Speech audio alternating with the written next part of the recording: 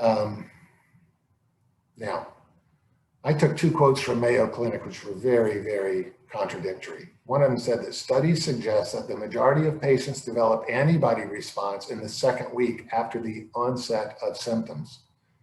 And the other quote said symptoms begin 5 to 14 days after infection. So if you plot all this out, for example, if you pretend that the infection occurs at the yellow line here, and then you make a little band at 5 to 14 days, that's when the symptoms begin. And this says that patients develop antibody response in the second week after the onset of symptoms. So you come over here and you add 1 week to the beginning of this rectangle, you will get this dark line. And if you add 1 week, remember, because they start in the second week, 1 week after the 14-day period before symptoms begin, you get this green band. Now, I drew the green band in myself, freehand. This was in the graph already, and it shows that the most infectious period is here in the gray band, or in the light blue band here, and the green band here. I kept the band the same color as the graph and the arrow here, so it'd be easy to see what I'm talking about.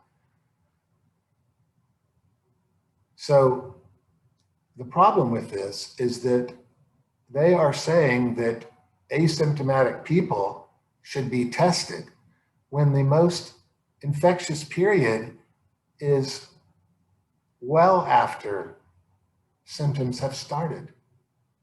You see, very odd that they came up with these things that are so contradictory and put the country through hell to do this, testing asymptomatic people.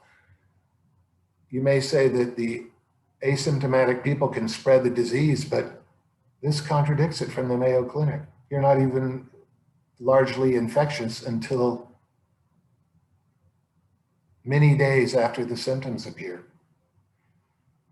If the symptoms appear 5 days after infection, you are going to be primarily infectious, most infectious, 2 weeks later.